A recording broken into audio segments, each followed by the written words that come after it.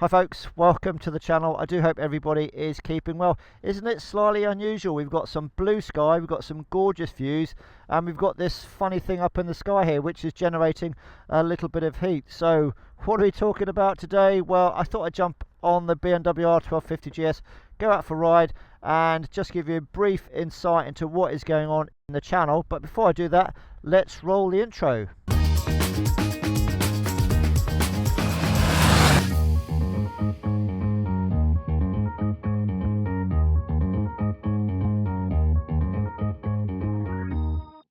So folks, what are we talking about today? Well, today it's just a little bit of an update really to let you know what's going on in the channel in the next couple of weeks or so. It's going to be really busy.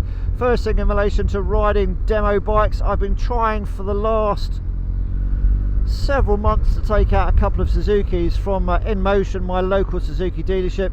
But with the weather being so wet, I'm just not going to take out the bikes and get them soaked for no reason. So hopefully with the dry weather this week, I'll be looking at taking out a couple of Suzukis, their adventure bike, the 800, and then the fared version of the GSX800. So looking at taking those out this week. And then from my local BMW Triumph dealership, looking at taking out the new Triumph 400. So yeah, that should be good fun to take that out for a ride, especially with the roads being, dare I say, a little bit drier. So that's from a bike point of view, that's what we're going to be looking at. Now in relation to kit and kind of stuff like that, well, my emails have been pretty busy actually. So first up then, that camera company called Insta360, well, they sent me an email last week and said, Paul, do you mind if we send you some kit? And I went, no. So they're sending me their Insta360 Ace Pro camera with a load of bits, some GPS stuff, some ND filters and some spare batteries and some other stuff. So I'm going to be trying that. As you know, I've canned GoPro, can't stand them, absolutely hate the thing. So I'm sure they're very good, but I've had so many bad experiences with GoPro, and I'm really happy with the DJI Action 4 and the 3 down here. But that'd be interesting to do, is see how these cameras compare to the Insta360 Ace Pro, the one with the flippy uppy screen. So really looking forward to that. That's quite a few pounds worth of equipment there that they're sending me to do a review on. So that'd be really interesting.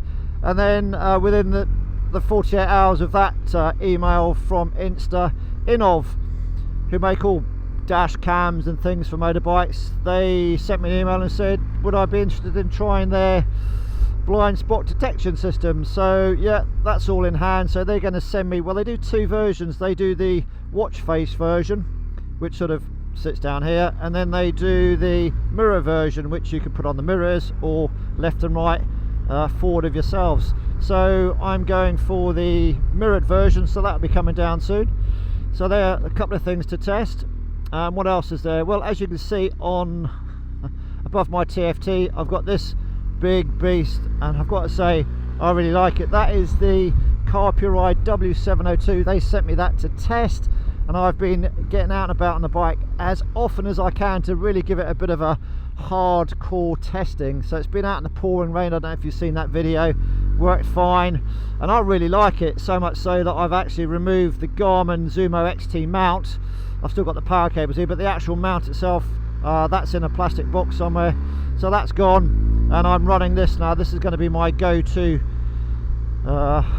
info CarPlay entertainment system, not GPS because it hasn't got GPS, but a navigation system as well. I did actually, rather cheekily, I did actually say to Carpuride, can you send me the 5-inch screen as well, because I'd like to try that on my Triumph Speed Twin and also on here as well, just to see if there's any big difference in the size of the screen. So yeah, they're sending me the 5-inch screen as well for me to test. So that's coming up on the channel. After you, sir.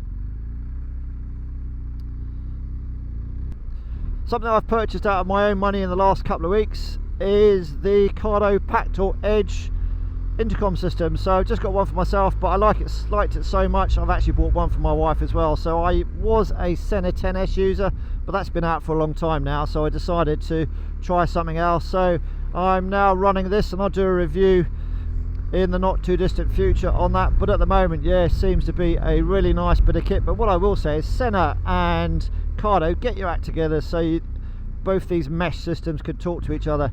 Damned ridiculous. You know, you're forced to buy basically what all your mates are using, but you might not want to use that brand of intercom. So I wish they'd just get their act together and just make them cross manufacturer compliant, or whatever the right word is. So yeah, that'll be coming up as well. So I think I've pretty much covered everything. So folks, do all that YouTube-y subscribing stuff, and have a look in the description down below for some of the stuff that I will be testing. But in the meantime, I think that's about it, folks. Yeah, in the meantime, ride safe, and we'll see you again in the next video. Cheerio for now. Yeah, da da da da da da da.